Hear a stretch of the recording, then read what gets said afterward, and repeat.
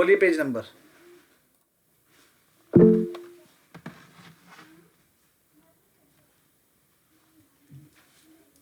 Page number बोलिए। Chapter 2 का page number.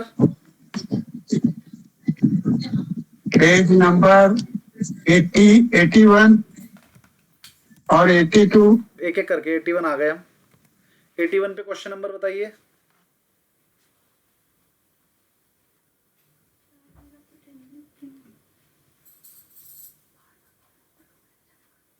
Question number.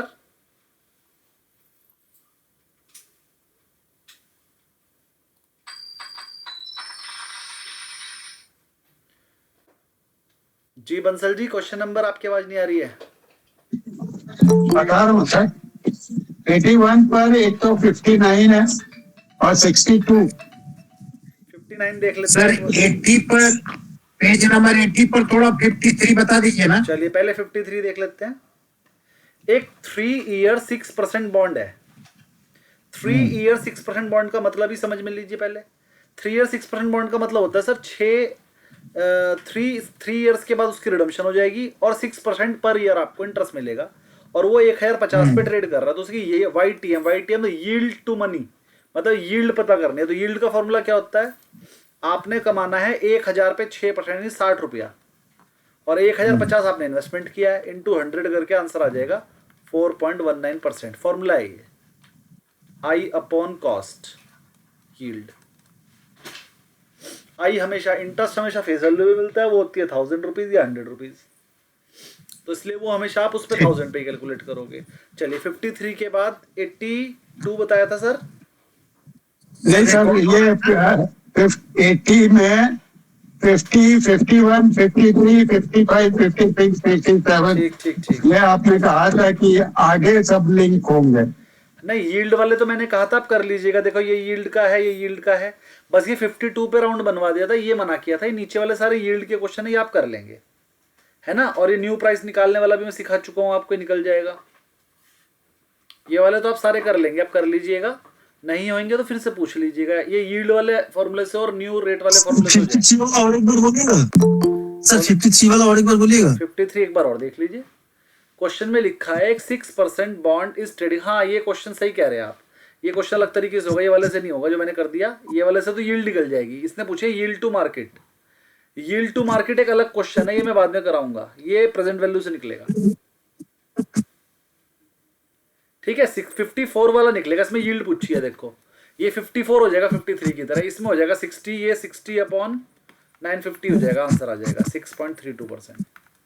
ये 6.31 आ रहा है सर। हाँ, वो थोड़ा बहुत ऊपर नीचे राउंड ऑफ हो जाता है वो। 3.1 के अगर आगे 5 से बड़ी चीज होती है तो 3.6.32 कर लेते हैं। अगर आंसर आपका आ रहा है 6.315232, तो ये 5 होने की वजह से इसे 2 बना देते हैं। ये राउंड ऑफ का फॉर्मूला। अरे चार्जिंग की सुगंधा, देखना क्या हुआ। चार्जर दो कहाँ है, किसने निकाला। रिकॉर्ड हो रहा है ना सर? जी जी जी, रिकॉर्ड हो रहा है। 55 में इन्होंने न्यू प्राइस निकालने के लिए बोला, जरा देख लीजिए। 10 year 5% bond is priced at par, what will be its price if market yield falls to 4%। अगर 4% हो जाए तो ये वाला क्वेश्चन हम कराएंगे बाद में, ये पीवी प्रेजेंट वैल्यू से ही होगा।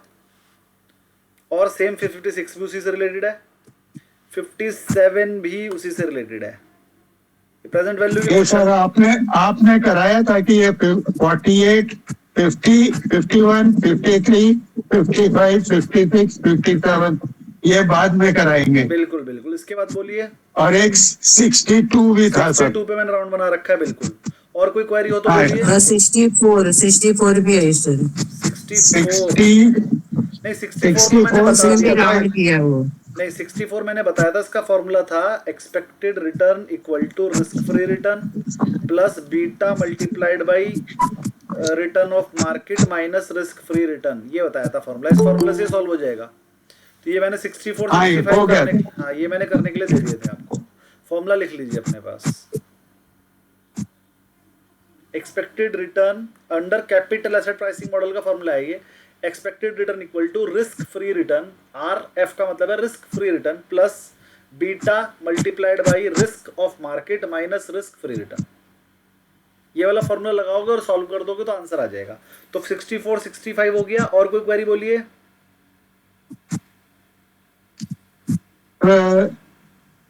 82 पर 82 से पहले किसी कोई हो तो बोलिए।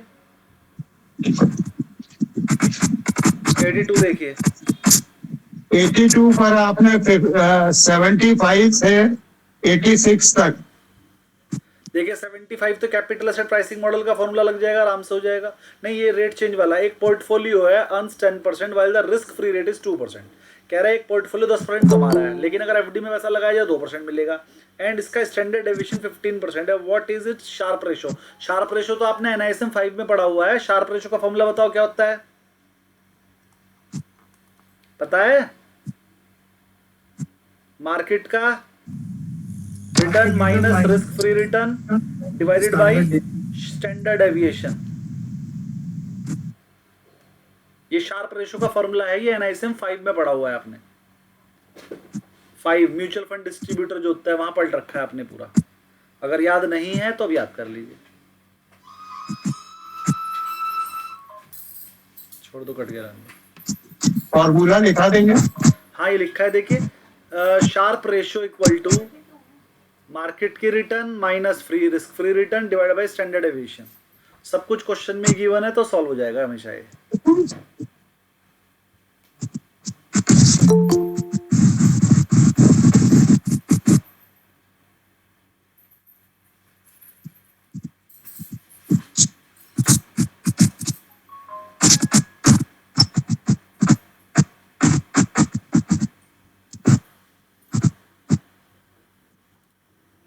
और क्वेरी नंबर बोलिए। ये फिर उसके बाद 80, 81, 82, 83, 86 तक है ये। ठीक, 80 से लेके 86 तक देखते हैं। म्यूट हो जाइए। सर थोड़ा उस ये वाला जो 75 वाला उसको इस पर बना कर दिखाइए ना सर। 75 देखिए जी। अच्छा, ये शार्प रेशो वाला फॉर्मूले में रख देंगे बस। देखो, मार्केट की रेट क्वेश्चन में 10% गिवन है, रिस्क फ्री रेट 2% गिवन है, divided by standard deviation given है 15%। 15% को हम लिख देंगे 0.15, तो हो जाएगा 8/15%, है ना। अगर ऊपर वाले को भी 0.08 लिख सकते हैं या फिर इसे भी हटा देंगे। तो 8/15 करोगे तो आंसर आ जाएगा 533 पॉइंट, सॉल्व करके। तो शार्प रेशो ये 53% भी, सिर्फ 0.533 का मतलब 53%। सर इसको हम तो ऐसे भी तो कर सकते हैं ना कि 10 में -2 हो गया, 8/100, 8/15, उसके बाद 100% में बनाकर फिर उधर निकाल दें, तो भी तो यही निकलेगा। हाँ, यही किया है हमने जी ठीक। क्वेश्चन नंबर 80 देखिए। इसके बाद सबमिट हो जाएंगे। जिसकी कोई क्वेरी 80 से पहले वो बता देगा। एक 7 ईयर 0 कूपन बॉन्ड था। 0 कूपन बॉन्ड पे कुछ मिलता ही नहीं हर साल। वो 5% की यील्ड है। अब ये यील्ड कैसे है? ये पूरे साल की निकाल रखी है, ठीक है। तो अगर आपने एक क्वेश्चन किया हो a = p × 1 + r/100 की पावर n, हिंदी वालों के लिए ये तो था, इंग्लिश वालों के लिए amount equal to principal × 1 + rate/100 की पावर ईयर्स n टाइम्स, और हिंदी मीडियम वालों के लिए मिश्र धन इक्वल टू मूलधन प्लस × 1 + दर/100 की पावर समय। तो जिसने भी अगर ये 4th 5th क्लास में किया हो तो ये वाला फॉर्मूला लगाया कि आपने, इसमें क्वेश्चन लिखा हुआ है कि आपने आज, व्हाट इज द प्राइस, आज कितने रुपए दूं कि आपको 1000 रुपये मिल जाए 5% से। तो 1000 रुपये तो हमें पता है मिल जाए, हमें कितने रुपए देने हैं निकालना है, × 1 + रेट है हमारा 5%/100 की पावर, टाइम है हमारे पास 7 ईयर्स। इसको पूरे को सॉल्व करोगे पी की वैल्यू निकल जाएगी। ये जिसको याद है अच्छी बात है, जिसको याद नहीं है, मैं अभी आगे एक चैप्टर कराऊंगा एन्यूटी वाला, उसमें ये 4 फॉर्मूले कराऊंगा टोटल, बस 2 एन्यूटी के और 2 ये वाले जो मैंने आज बता दिया। बस ये 4 फॉर्मूले कराते ही वो लेसन खत्म हो जाएगा। लेकिन वो मैं अलग से कराऊंगा, क्योंकि अभी कराऊंगा ना तो आप मिक्स कर देंगे सब कुछ, इसलिए ये अभी नहीं होगा। तो ये 80, 81, 82, 86, 87, 88, 90 तक मैं इसको देख रहा हूँ 83 भी बाद में, 84 भी। 84 तो कैपिटल एसेट प्राइसिंग मॉडल है, ये तो आप कर लोगे। 84 तो हो जाएगा आपसे अपने आप। 84 कर लीजिएगा, कराऊं भाई? बीटा हाँ सर, एक बार करा क्वेश्चन दीजिए। आराम से हो जाएगा, करा देता हूं। हाँ भाई। देखिए फॉर्मूला होता है क्या, expected return equal to risk free return plus beta multiplied by market की return minus risk free return, ये फॉर्मूला है। अगर फॉर्मूला याद होगा तो रिस्क फ्री रिटर्न के नीचे रिस्क फ्री रिटर्न लिख देंगे, यानी कि 2% प्लस बीटा है 0.67 मल्टीप्लाई कर देंगे अंदर, मार्केट की रिटर्न है 8 माइनस 2 रिस्क फ्री, तो 2 तो है ही है, प्लस 0.67 इंटू 6 हो गया 2 प्लस 0.67 की जब 6 से मल्टीप्लाई करेंगे तो आंसर निकल कर आएगा 4, तो 4 प्लस 2 6 आंसर। सर इसको हिंदी मीडियम वाला वो 8वें क्लास में जो पढ़ाया जाता है तो बता दीजिए ना, मेरे को बीटा वाला में बड़ा अब दिक्कत इसमें एक होता चीज है। नहीं हो रहा है, बीटा जो है माइनस में था, तो ये बीटा माइनस में होने की वजह से ये माइनस में आएगा आंसर, मतलब -2 आएगा इसका आंसर। फिर से बता देता हूँ, यही क्वेश्चन हिंदी मीडियम में तो सेम ही है, फॉर्मूला तो सेम ही सॉल्व होएगा, बता देता हूँ। देखिए जी, फॉर्मूला है expected return equal to risk free return plus beta multiplied by market की return minus risk free return, ये फॉर्मूला है। क्वेश्चन में सब कुछ गिवन है, क्वेश्चन में रिस्क फ्री रिटर्न 2% गिवन है, बीटा माइनस में 0.67 गिवन है, और मार्केट की रिटर्न क्वेश्चन में 8% है ना, ये 6 है, ऐसे है। बस इसे सॉल्व करना है, तो कैसे सॉल्व होगा, ये 2 का 2 ही रहेगा, ये प्लस माइनस हो जाएंगे, माइनस 0.67 इंटू, और ये 6 में से 2 चले जाएंगे तो 4 हो जाएगा, सॉरी ये 8 है वहाँ पे, तो ये 6 हो जाएगा। सर यही तो बस है। हाँ, तो ये 6 हो जाएगा, तो बस 2 माइनस जब इसकी मल्टीप्लाई करोगे तो ये 4.02 आएगा, तो आंसर माइनस के 2.02 आ गया। ये सिंपल कैलकुलेशन मैथ्स है, इसमें कुछ नया नहीं सिखाया मैंने, एक फॉर्मूला बताया और आपको उसे सॉल्व करने के लिए कह दिया है। समझ में आया विद्यार्थी जी? हो गया जी हाँ सर। किसी को समझ में नहीं आया तो दोबारा करा देंगे, इसीलिए मैंने थोड़ा बड़ा बड़ा कर दिया स्क्रीन पर, जिससे आपको समझ में आ जाए। सर जितना फॉर्मूला है सब एक जगह में अगर हो जाता ना बहुत अच्छा होता। तो आप करेंगे ना ये काम, जो भी मैं फॉर्मूला बताऊं उसकी एक शीट बना लीजिए, रोज घर जाके आपने वो फॉर्मूले एक शीट बना लीजिए, ज्यादा 2 पेज की बनेगी, 2 पेज पे आपके सारे फॉर्मूले लिखे जाएंगे। ये हर क्लास में बोलते हैं मुझे स्टूडेंट, और अगर आप कहोगे तो मेरे पास बनी बनाई शीट है, हर बैच में बनती है, मेरे पास तो है। लेकिन मैंने एक बात देखी, अगर शीट मैंने दे दी तो आपको फॉर्मूले कभी याद नहीं होंगे, और वो शीट अगर आप सब अपनी अपनी तैयार करोगे तो सारे फॉर्मूले आपको याद हो जाएंगे। मेरे पास तो बनी बनाई है शीट, जितनी है हर बैच में बनती है। अभी कहूंगा बैच 1 वालों से भैया वो शीट भेज दो, भेज देंगे, अभी उन्होंने बनाई थी, बैच 1 बैच 2 बैच 3 सबने बनाई थी। आपका बैच नंबर 4 है, तो सबके पास शीट है, और मेरे पास ग्रुप में पड़ी हुई भी है, मैं वहां से उठा के आपको दे सकता हूँ। आने वाले चैप्टर की भी उसी में एक साथ बनी हुई है। लेकिन पहले आप लोग बनाइए, फिर जो आप लोग बनाएंगे वो मैं चेक करूंगा किसकी सबसे बढ़िया है, किसने सबसे ज्यादा फॉर्मूले लिखे, किसने ज्यादा एक्सप्लेन किया। सिर्फ फॉर्मूले ही नहीं लिखने, जो चीजें मैं एक्सप्लेन कर देता हूँ वो भी कैसे एक्सप्लेन करके फॉर्मूला लिखा, अलग अलग तरीके से अपनी शीट बनाइए अपने हिसाब से, जो आपको समझ में आए। मेरे लिए मत बनाइए, अपने लिए बनाइए, और वो शीट फिर मुझे ग्रुप में दीजिएगा जब पूरा कोर्स खत्म हो जाएगा। फिर अगर आपकी शीट मुझे बेटर लगी तो आपकी शीट मैं कहूंगा सबको देने के लिए, वरना जो मेरे पास पिछले बैचों में शीट आई हुई है वो मैं आपको दे दूंगा तो हुई, लेकिन जो बेस्ट वाली होगी वो आपको मिलेगी।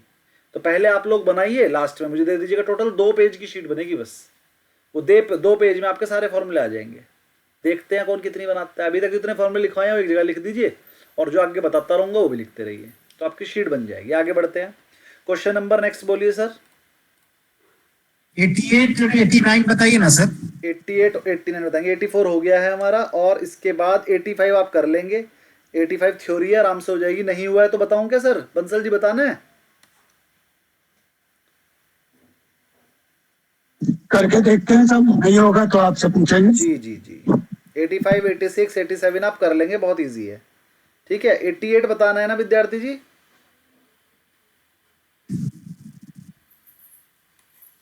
88, 89, 90, 88 और 90। 88 और 90 बताते हैं। चलिए, जब तक ये हैंग चल रहा है इतने एक बार 85 पढ़ लेते हैं। 1000 फेस बॉन्ड है 6% एनुअल कूपन रेट। एक 1000 रुपीज का बॉन्ड है जिसका 6% का ब्याज देता है, बट ट्रेड्स एट 972। अच्छा मुझे बताइए, एक बॉन्ड कम रेट पे कब ट्रेड करता है? जब वो अपने रेट से मार्केट में रेट ज्यादा हो जाए। ₹1000 का बॉन्ड 972 में ट्रेड तब करेगा ना जब 6% की जगह मार्केट में इंटरेस्ट रेट ज्यादा मिलना शुरू हो जाए। ज्यादा इंटरेस्ट रेट मिलने के चक्कर में क्या होगा कि वो लोग उसे 1000 में खरीदेंगे, इनसे कम में खरीदेंगे। तो बस यही आंसर बताना है आपने कि इसका मतलब क्या है अगर ऐसा हो रहा है। तो वो कह रहा है कि why is the price below par. Par मतलब 100 रुपए से कम क्यों है, तो आपने अपना आंसर देना है क्योंकि यील्ड जो है 6% से ज्यादा है मार्केट की। So the price is below par, discount है because investor demand more than the coupon rate in interest. Mute रहना चाहिए आप सबको।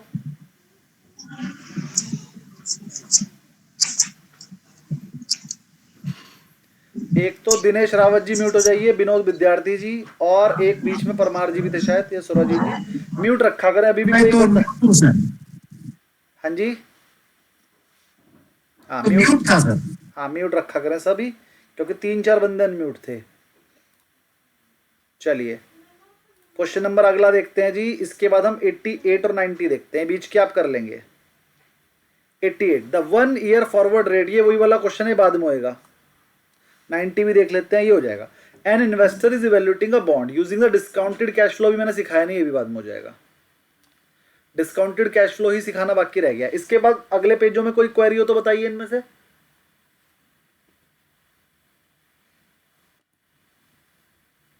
है कोई? 84 पर 1 and 2। Page number 84 question number 1 और 2 1 देखते हैं। बहुत ही बढ़िया क्वेश्चन, बहुत ही बढ़िया क्वेश्चन पूछा है आपने। कंपनी एक डिविडेंड देती है 8 पर शेयर का और करंट मार्केट प्राइस है 160, तो यील्ड बताइए। यील्ड का फॉर्मूला यही है, 8 रुपए आपने कमाया 160 पे, तो कितने परसेंट कमाया? साफ पता चल रहा है 5% कमाया। सॉल्व कर लीजिए, 5 ही आएगा। 2 देखिए, 8 डिवाइडेड बाय 160 into 100। जी 5% आ गया। 5%।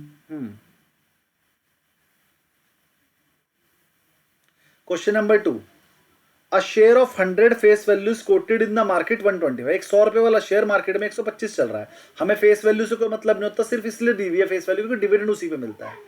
कंपनी ने डिविडेंड दिया 12%, तो 12% 100 पे दिया होगा, यानी कि 12 रुपए का डिविडेंड है, 125 की प्राइस है। यील्ड का फॉर्मूला यही है, इंटू 100 कर लो, तो आंसर साफ समझ में आ रहा है। 12% आ जाएगा। 12 नहीं आएगा, सॉरी 12 से कुछ कम आएगा। बताता हूँ कितना आएगा, देखो 25 पंजे और 25 चौके, ये हो जाएगा 9.6। हाँ 9.6% आ जाएगा। तो इसमें 2 बातें निकली क्या, जो फॉर्मूला था ना yield equal to income divide by cost, तो इनकम पहले कैलकुलेट करनी पड़ी 100 रुपए का 12%, तो इनकम 12 आई और कॉस्ट हमें पता है 125 है, इंटू 100 करके आंसर निकालना 9.6%। देखिए थोड़ा सा ही टिपिकल था, कुछ भी टिपिकल नहीं है। पेपर में इतने इजी क्वेश्चन आएंगे, लेकिन आपको करने पड़ेंगे। अगर आप ये भी नहीं कर पाओगे ना तो पास होना बड़ा मुश्किल है। आएंगे यही वाले, लेकिन थोड़े से घूमे हुए हैं। अगर आपको लग रहे हैं कि घूमे हुए हैं तो भैया ये घूमे हुए हैं। अगर आपको लग रहे हैं ईजी हैं, मेरे को तो बढ़िया ईजी लग रहे हैं, मुझे तो कोई हार्ड नहीं लग रहे हैं, और मुझे नहीं लगता आपको भी हार्ड लग रहे होंगे। भाई फॉर्मूले में वैल्यू तो लगानी है बस। और क्वेरी बोलिए इसके बाद, फर्स्ट और सेकंड के बाद। पेज 85 पर 3। सर 5 नंबर बताइए ना जरा, ये तो मेरे को समझ में नहीं आ रहा, बड़ा आसान क्वेश्चन है। 3 बता, 3 के बाद वाला 5 ना। हाँ पहले 3 बताते हैं फिर 5। एक सर इसमें समझाना। कौन सा? 84 में ही ऊपर में 5 क्वेश्चन नंबर 5 था। एक्चुअली क्वेश्चन मुझे समझ में नहीं आया था, थोड़ा मैं पढ़ रहा था। हाँ हाँ, इसको थोड़ा क्लियर कीजिए। अब वो कह रहा है अगर एक कंपनी डिविडेंड कांस्टेंट मतलब हर साल सेम देती है। कंपनी डिविडेंड तो नहीं बढ़ा रही अपना, कंपनी हर साल 5 रुपए का डिविडेंड दे रही है, पिछले साल भी 5 दे, पिछले 50 साल से 5 रुपए दे रही है, कांस्टेंट डिविडेंड है। जब डिविडेंड बढ़ ही नहीं रहा तो उसके मार्केट प्राइस क्यों बढ़ रहे हैं? वो कह रहा है कंपनी है डिविडेंड तो कांस्टेंट दे रही है लेकिन मार्केट प्राइस बढ़ जा रहा है। इसका मतलब क्या है? तो what happens to the yield, इससे यील्ड पे क्या फर्क पड़ेगा सोच के देखिए। पहले कंपनी ने 5 रुपए का डिविडेंड दिया, शेयर का प्राइस था 100 रुपए, तो यील्ड कितनी थी? 5%। फिर कंपनी ने 6 रुपए का डिविडेंड दिया, यील्ड अब भी, कॉस्ट प्राइस अब भी 100 रुपए है, ठीक है, तो यील्ड क्या हो जाएगी? 5 से थोड़ी कम हो जाएगी, 4 पॉइंट समथिंग आएगी। फिर अच्छा सॉरी उल्टा करना है। कंपनी ने पहले 5 रुपए का डिविडेंड दिया और रेट 100 रुपए था। अब कंपनी ने 5 रुपए का डिविडेंड दिया, रेट 105 था। 105 करते ही आपकी यील्ड कुछ 4 हो जाएगी, लगभग कुछ कम हो जाएगी। फिर अगली बार कंपनी ने 5 रुपए का डिविडेंड दिया और रेट हो गया 120, तो ये आंसर 3 पॉइंट समथिंग आ जाएगा। तो जैसे जैसे प्राइस बढ़ेगा वैसे वैसे यील्ड कम हो जाएगी। जैसे जैसे प्राइस बढ़ेगा वैसे वैसे यील्ड कम होती जाएगी, बस यही आंसर देना है आपने। ठीक है सर, एक ये यील्ड का जैसे हम लोग यील्ड निकाल रहे हैं तो मतलब यील्ड का एक्चुअल मीनिंग क्या है? मतलब एज अ परसेंटेज है, उसमें रिटर्न परसेंटेज है? तो थोड़ा सा कभी कभी यील्ड में क्या, अब जैसे यील्ड वाले बाकी भी क्वेश्चन हैं करे हैं, हालांकि मैंने सॉल्व करे, लेकिन सडनली एकदम यील्ड वाला वर्ड आता है ना तो कंफ्यूजन क्रिएट होता है बीच में। देखो अगर किसी कोई Return बनिया हमारे हिसाब से। अगर कोई बनिया आदमी से पूछा जाए ना तो वो यही कहेगा यार मैंने 100 रुपए लगा के कितना कमाया, उसी को यील्ड बोलते हैं, ओके है ना भाई। मैं कितने परसेंट पैसा कमा रहा हूँ, अपनी कॉस्ट पे कितने परसेंट कमा रहा हूँ, उसी को यील्ड बोलते हैं, कमाई। हिंदी में बोलते हैं कमाई, परसेंटेज में। चलिए ठीक है सर। क्वेश्चन नंबर 3 देखते हैं अब एक बार। म्यूट हो जाएंगे। शेयर हमने 80 रुपए पे बॉट किया, बाय किया, और वो डिविडेंड दे रहा है 6 रुपए का, तो यील्ड बताओ। तो 6 डिवाइड बाई 80 इंटू 100, आंसर निकल कर आएगा 7.5%। नेक्स्ट बोलिए जी। बंसल जी आपके पुराने क्वेश्चन हैं, आप इन्हें दोबारा से ट्राई करेंगे तो हो जाए। समझाइए ना सर, जी जी अच्छा बोलिए। ठीक है। समझाइए। 86 पर 5, इसमें why face value is irrelevant. देखिए फेस वैल्यू से हमें कोई मतलब नहीं होता। यील्ड का फॉर्मूला क्या होता है? Yield equal to income divided by cost. Income question में 15 रुपए बताई हुई है और कॉस्ट क्वेश्चन में 120 बताई हुई है। फेस वैल्यू तो बताई भी नहीं, उसका क्या करोगे भाई? फॉर्मूला क्या है? यील्ड इक्वल टू इनकम, जो आपको इनकम हो रही है, और डिवाइडेड बाई कॉस्ट, जितने पे आपने शेयर को खरीदा है, तो यील्ड निकल आएगी। इसमें फेस वैल्यू की क्या रिक्वायरमेंट?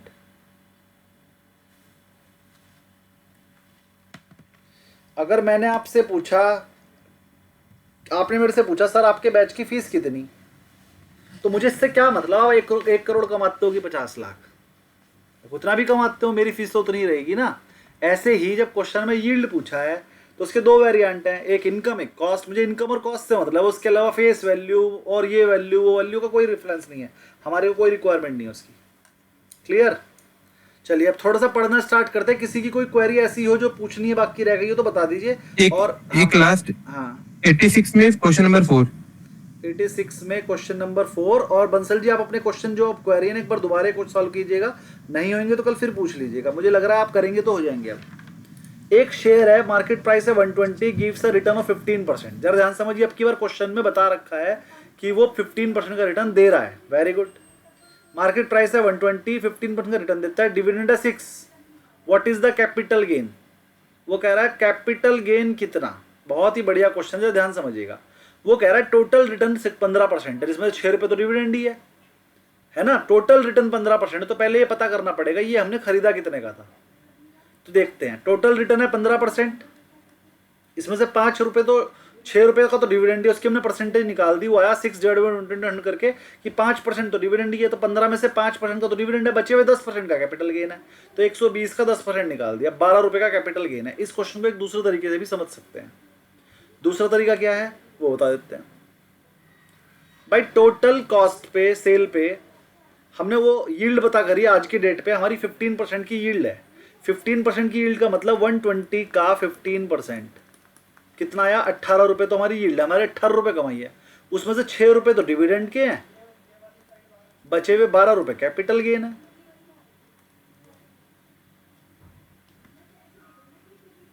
क्लियर हो गया? और एक बार बोलिए ना सर, ये सर उल्टा हो गया। 120 रुपीज पे 15% हमारा गेन है, तो 120 का 15% कैलकुलेट कर लिया, वो आया 18 रुपीज। यानी कि हमने टोटल पूरे साल में 18 रुपये कमाए। इस 18 में से क्वेश्चन में गिवन है 6 रुपीज तो डिविडेंड है, तो यानी कि बचे 12, और बचे हुए 12 रुपये हमने कमाए हैं रेट की वजह से, उसी को बोलते हैं कैपिटल गेन। जो रेट बढ़ गया, 6 रुपये तो हमने डिविडेंड से कमाए थे, बचे हुए 12 रुपये यहाँ से कमाए। तो मैथ्स का खेल है और कुछ नहीं है। सर ये 15% रिटर्न का मतलब ये टोटल डिविडेंड और टोटल जो प्राइस है रिटर्न का मतलब टोटल कमाई। टोटल। आपकी आवाज कट कट के आ रही थी, बाकी सब म्यूट रहेंगे। सुरजीत जी आप दोबारा बोलिए। हाँ सर समझ गया। समझ गए। विनोद जी आपकी क्वेरी बोलिए। सर मेरा जो 85 में जो 3 वाला क्वेश्चन था ना सर, उसको मेरे को फिर से एक बार समझा दीजिए। 85 के 3 क्वेश्चन के बाद हम बंसल जी की क्वेरी लेंगे। 85 पे क्वेश्चन नंबर 3, हाँ ये वाला।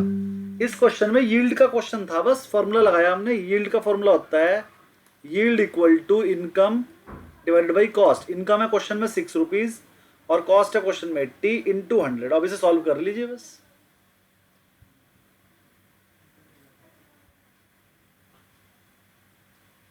तो 80 जो आंसर में सॉल्यूशन बताया ना सर, वो मैं देखना सर, वो क्या 680 क्या आपने किया है? 680 नहीं है, 6/80 है, ये थोड़ा मिस प्रिंटिंग है। अच्छा अच्छा, 6/80 इंटू 100 है। ठीक है, ठीक, समझ गए सर। बंसल जी आपकी क्वेरी बोलिए लास्ट। ये 93 बीच में है, लेकिन उनको आप कह रहे हैं सॉल्व करके फिर कल बताता हूँ आपको। हाँ, 93 पेज पर है, 93 पे 11 से लेके हाँ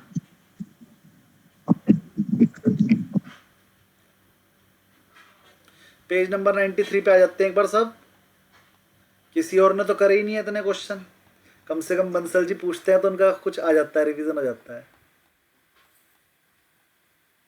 हाँ जी बताइए क्वेश्चन नंबर 12, 13, 14, देख लीजिए आ जाइए। 15, 16, 18, 19, 20। 12 देखिए पहले। एक स्टॉक आपने 100 रुपए में खरीदा, 10% का टैक्स है, 8 रुपए डिविडेंड देता है हर साल और 115 में बेच दिया। तो वो कह रहा है टोटल रिटर्न क्या कमाया। पहले तो ये समझो कि आपने 100 में खरीदा, 10% का टैक्स भी है, 8 रुपए का डिविडेंड भी देता है हर साल और 2 साल बाद बेचा। देखो 115 रुपए तो आपको एक मिले बेचने पे, 8 रुपए का डिविडेंड एक साल मिला, 8 रुपए का एक, तो टोटल करा तो ये हो गया आपका 131। खरीदा 100 में था तो 21 रुपीज का हो गया प्रॉफिट। ये समझ में आ गया सबको? भाई आपने 100 में खरीदा और क्वेश्चन में गिवन है कि 115 में बेचा, तो 15 रुपए का प्रॉफिट तो वो हुआ। और 8 रुपए का डिविडेंड दिया उसने 2 बार 2 साल में, 16 रुपए का प्रॉफिट ये हो गया। टोटल कितना? 21 रुपए का प्रॉफिट हो गया। यहां तक तो समझ में आ गया होगा अच्छे सबको? बंसल जी क्लियर? जी जी जी जी। 31 है सर, 31। हाँ 31, सॉरी 31। हाँ 31 रुपीज का प्रॉफिट हो गया। अब आपको ये भी पता है अगर 31 रुपीज का प्रॉफिट हुआ तो 10% टैक्स भी लगेगा, तो इस पर से हमने 10% यानी कि 3 रुपीज 10 पैसा लेस कर दिया। तो ये कितना बचा? 27 रुपी 90 पैसा। तो नेट प्रॉफिट हमारा कितना हो गया? 27 रुपी 90 पैसा। अब हमने कितना कमाया? आपने कितने में खरीदा था? 100 रुपए में। 100 रुपए के आपके कितने बन गए? 127 रुपए 90 पैसे। तो अब इसमें चक्रवर्ती ब्याज का फॉर्मूला लगेगा, वही वाला जो मैंने बताया था, A equal to P into 1 plus R, हमें नहीं पता, R निकालना है, अपॉन 100 की पावर n। या फिर से कैलकुलेटर पे भी कर सकते हो। तो आप देखोगे 100 रुपए पे पहले साल आपको मिलेंगे 10 रुपए 40 पैसे ब्याज, तो हो जाएगा 110 रुपए 40 पैसे। फिर 110 रुपए 40 पैसे पे आपको 10.4% निकालना है, तो वो मिल जाएगा लगभग आपको 13 रुपए के आसपास, 12-13 रुपए के आसपास ना। ऐसे करके इस पे टैक्स लगाइए, ठीक है? क्वेश्चन ये वाला मैं कराऊंगा आपको, ये वाला फॉर्मूला भी सिखाया नहीं है, ये वाला फॉर्मूला जब सिखाऊंगा तो सब हो जाएगा। सर इसमें टैक्स पे डिविडेंड पे रखा है ना 10%। ये आपने इसको उस पर रखा था कि बाद में करवाएंगे। हाँ ये बाद में ही करवाएंगे हम। आप जो दूसरे बंदे कह रहे हैं कि टैक्स खाली डिविडेंड पे है, अच्छा ध्यान से पढ़ते हैं दोबारा। स्टॉक 100 रुपए में खरीदा, tax 10% on 8 rupee dividend annually. अच्छा खाली डिविडेंड पे टैक्स लगाना है तो ठीक है, टैक्स 1 रुपया 60 पैसे लगा देंगे, फिर पूरी 29 रुपए 40 पैसे हो जाएगा। तो फिर भी इसका रेट, तो भी इसका रेट, तब भी इसका आंसर है 10.18% नहीं आ रहा है, कुछ और आएगा। 14.7%। हाँ जो भी आएगा वो मैं कराऊंगा बाद में, ये ठीक है? गलत है इसका आंसर लेकिन करा देंगे। चलिए ये वाले क्वेश्चन आप बाद में करेंगे थोड़ा सा। इसका मतलब पेज 93 के क्वेश्चंस जो हैं वो बाद में करना है। अभी मैं एक चैप्टर कराऊंगा आगे, उसके बाद हो जाएगा ये। चलिए चैप्टर नंबर 3 पे हमने पढ़ लिया था, इसमें कोई पैरा समझ में ना आया हो, दोबारा से पढ़ाना हो तो बता दीजिए, वरना हम आगे पढ़ाते हैं। इसमें सब क्वेश्चंस हैं चैप्टर 3 में। अभी तो मैंने करने के लिए दिए नहीं है इसके, आ जाइए। 3 मैंने कर लिए कर लिए तो अच्छा करा, लेकिन अभी नहीं लेंगे क्वेरी, जब सबको करने के लिए देंगे तब देंग लेंगे। आगे बढ़ते हैं। यहां तक हमने रिलेशनशिप फॉर्मूला तक पढ़ने के लिए कहा था, अब हम ये बताएंगे आज why bond prices and interest rate move inversely, ये उल्टे ही क्यों चलते हैं? जब जब इंटरेस्ट रेट ये बढ़ता सब है पेज नंबर 98। और आज आपको डिस्काउंटेड कैश फ्लो भी सिखा दूंगा, जो मैं कह रहा हूं भी मैंने कराया नहीं वो आज करा दूंगा, फिर आप जो पिछले वाले क्वेश्चन है वो कर पाएंगे। बस ध्यान से समझना है आपको ये कंसेप्ट। पेज नंबर 98 पे आ जाइए सब।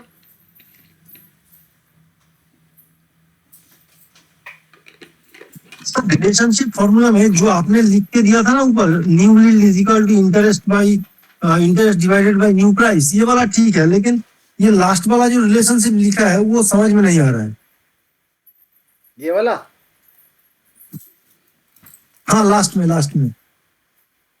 हाँ, रिलेशनशिप फॉर्मूला बोल के जो लिखा है ना, ये तो मैंने लिखा था ना, प्राइस और इंटरेस्ट रेट 1 इंटरेस्ट रेट, मतलब नेगेटिवली रिलेटेड। अगर प्राइस, इसका मतलब होता है ये रिलेटेड का साइन होता है, ये रिलेटेड का साइन होता है, और 1 में अगर है तो उसे नेगेटिवली पढ़ते हैं, और अगर सीधे होता है तो उसे पॉजिटिवली रिलेटेड पढ़ते हैं। इसका मतलब क्या होता है, अगर प्राइस बढ़ेगा तो इंटरेस्ट रेट गिर जाएगा, अगर प्राइस गिरेगा तो इंटरेस्ट रेट बढ़ जाएगा, ये होता है इसका मतलब। हाँ सर वो तो समझ गया, लेकिन ये फॉर्मूला समझ में नहीं आया। फॉर्मूला नहीं है, यही तो लिखा हुआ है, bond price change 1 interest rate. ये सब चीज मैं बताऊंगा आपको, इसमें से कुछ नहीं समझना अभी। 1 प्लस इंटर, ये जो आप पहले समझा ये ठीक ठाक है, हाँ, बस लेकिन ये नेक्स्ट में ये समझ नहीं। बस यही समझना है और नहीं समझना कुछ। ठीक है सर, ये सब आएगा, आप टेंशन लो, सब समझा दूंगा मैं। इधर आ जाइए अब जरा।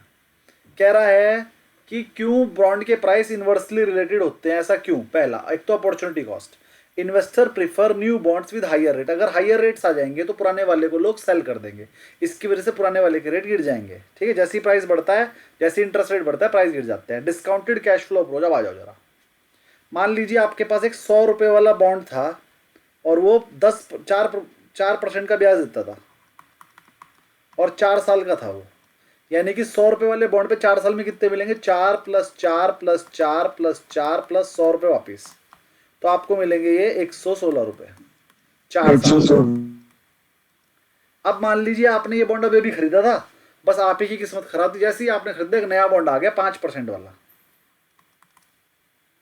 उसमें अगर आप 100 रुपये लगा देते तो आपको 5 + 5 + 5 + 5 + 100, उन्हीं 4 साल में 120 रुपये मिल सकते थे। तो ऐसा होने की वजह से क्या होगा, ये जो 100 रुपये वाला बॉन्ड था इसकी वैल्यू गिर जाएगी और लगभग 96 से 97 के बीच में आ जाएगी रेट, क्योंकि इसमें 4 रुपये का नुकसान है टोटल 4 साल में। तो 4 साल में 4 रुपये का नुकसान है, वो नुकसान आपको आज ही हो जाएगा। 3 से 4 रुपये के बीच की इसकी वैल्यू गिर जाएगी अपने आप आज ही, क्योंकि ये लोग कहेंगे भाई अगर तू मेरे से 100 में खरीद रहा है तो खरीद ले, मैं तेरे से 100 रुपये लेके मैं इसमें लगा लूँगा। तो अल्टीमेटली जो 100 में खरीद रहा होगा उसे दे देंगे लोग, और जब तक इसका रेट 97 के आसपास ना आ जाए तब तक लोग इसे बेचते रहेंगे, और जैसे ही 97 आ जाएगा तो यील्ड बराबर होगी दोनों की, तो अब ये कोई बेचेगा नहीं, कहेगा अब तो चाहे पैसे इसमें लगा लो चाहे इसमें लगा लो, बराबर ही बात है, दोनों की यील्ड बराबर। तो एक्चुअल में दोनों की यील्ड सेम हो जाएगी। 100 रुपये वाले में पैसा लगाने से आपको 5% की कमाई हो रही है, तो इस तरह से हो जाएगा काम कि 4% वाले में भी आपको 5% की ही कमाई हो जाए, यानी कि इसका रेट कितना हो जाए? सर समझा दूं सर? हाँ,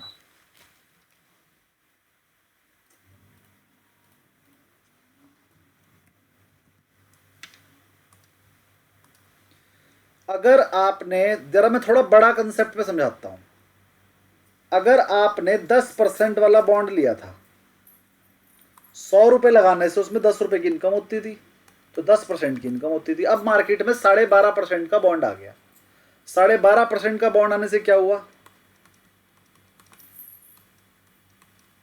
100 रुपये लगाने से आप 12.5 रुपये कमाने लगे, तो जो 100 रुपये वाला बॉन्ड है इसकी कीमत भी इतनी रह जाएगी कि उस पर भी 12.5% की ही अर्निंग आ जाए। वो कैसे होगी? तो कम हो जाएगी, कम हो जाएगी। रेट कम हो जाएगा। कितना हो जाएगा? अब रेट होएगा 10 रुपीज डिवाइड बाई 12.5 इंटू 100। मैंने फॉर्मूला बताया था ये वाला, new price equal to old rate divide by new rate into 100 कर दो, तो आपके नंबर नया प्राइस आ जाता है। तो नया प्राइस कितना हो जाएगा? 10 डिवाइडेड बाई 12.5 इंटू 100 मतलब ओल्ड प्राइस, तो न्यू प्राइस आ जाता है। तो इसे सॉल्व करके आएगा आपके पास 80 rupees. New price is equal to new price equal to old yield divided by new yield multiplied by old rate. तो अपने आप निकल के नया वाला रेट आ जाएगा, नया वाला प्राइस आ जाएगा। वो आ गया 80। अब आप चेक करो, अगर 80 रुपीज़ भी आप लगाओगे और आपको ब्याज 10 रुपये मिल रहा है तो वो 12.5% ही बन रहा है। तो इस वाले बॉन्ड की वैल्यू उतनी गिर जाएगी कि इसकी यील्ड नए वाली यील्ड के बराबर हो जाए। तब तक उसके प्राइस गिरते ही रहेंगे जब तक यील्ड बराबर नहीं होगी। तो ये लॉजिकल है कि भाई पुराने वाले बंदे भी तो पैसा उतना ही लगाएंगे कि यील्ड बराबर हो जाए। तो इस वजह से कम यील्ड के केस में अगर यील्ड बढ़ जाए तो बेचारे पुराने वालों को नुकसान हो जाता है, और ऐसी अगर यील्ड घट जाए तो पुराने वालों को फायदा हो जाता है। तो इसमें कुछ गलत थोड़ी है, मार्केट है ऐसी चलेगी। गलत है क्या कुछ? नहीं सर, अब आप ठीक है। चाहे ओल्ड बॉन्ड में पैसा लगा लो चाहे न्यू में, बिल्कुल सेम यील्ड है, 12.5 की है दोनों में। तो ओल्ड वाले भी काम करते रहेंगे और न्यू वाले भी। अब ये इस रेट पे ट्रेड होगा और ये इसका बिल्कुल सही रेट है, इसमें कुछ गलत नहीं हुआ, किसी का कोई नुकसान नहीं हुआ, ये तो होना ही था। अरे भाई जब रेट बढ़ जाएंगे तो पुराने वाले बॉन्ड के रेट तो कम हो ही जाएंगे, और कितने कम हो जाएंगे? जिससे कि यील्ड इक्वल हो जाए, इतने कम हो जाएंगे। तो लॉजिक है आपके पास, कितने कम हो जाएंगे आप एग्जैक्ट प्राइस भी बता सकते हो। ये कौन हर कोई नहीं कर पाएगा, ये सिर्फ एक रिसर्च एनालिस्ट ही कर सकता है कि बॉन्ड के प्राइस कितने कम होंगे, ये आप ही कैलकुलेट करके बता पाओगे। ये फॉर्मूला आपको ही पता है बस। बात समझ में आई? ऐसे ही अगर मान लीजिए रेट घट जाएं तो बॉन्ड के प्राइस बढ़ जाते हैं। कितने बढ़ जाएंगे ये भी आप पहले ही बता दोगे। चलो अच्छा एक बात बताओ, हर एक महीने में फेड की मीटिंग होती है तो उसमें ये होता है 25 पैसे रेट घटा देता है। चलो मैं कह रहा हूं कि इस बार जो फेड की मीटिंग होगी उसमें 25 पैसे रेट घटाएगा, तो आप बताओ डेट फंड पे कितना फर्क पड़ेगा? फेड की मीटिंग होगी, वहां पर जो इंटरेस्ट रेट चल रहा है इस टाइम पर वो 4% के आसपास चल रहा है। 4 है, हम 4 मानन के चल रहे हैं, 4% का रेट है। अब वो 3.75 हो जाएगा। तो बताओ जिस बंदे ने डेट फंड में पैसा लगाया होगा 1 लाख रुपया, अगर फेड ने 4% से घटा के 3.75 कर दी तो वो 1 लाख रुपए की वैल्यू कितनी हो जाएगी बताइए?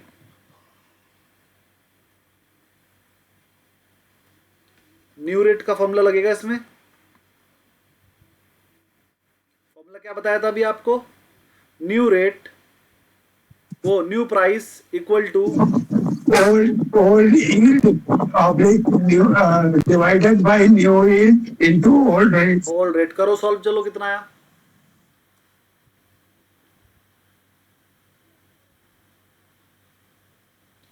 Four divide by 3.75 into 1 lakh, देखिए कितना आया?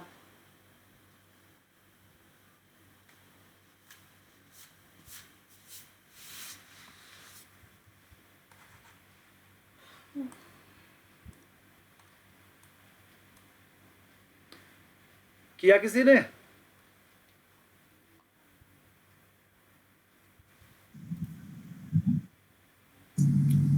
एक लाख 14,285। बताइए, अगर फेड ने 25 पैसे रेट घटाया तो 1 लाख रुपए डेट फंड वाले एक ही रात में, जिस रात को वो घटाएगा अगले सुबह को, 1 लाख के 1,14,000 हो जाएंगे। तो अगर मार्केट सिनेरियो में आपको ये लगता है कि सिर्फ 25 पैसे भी रेट घटेगा तो सोचिए वो 1 लाख के 1,14,000 बन सकते हैं एक ही रात में, जिस दिन घटेगा। तो इस वजह से मैं कह रहा हूं कि आने वाले टाइम में ये फेड के रेट बहुत ज़्यादा घटने हैं। इंडिया में भी जो एफडी के रेट 6-7% पे चल रहे हैं ना, ये 2% पे आने हैं अगले 20-30 साल में।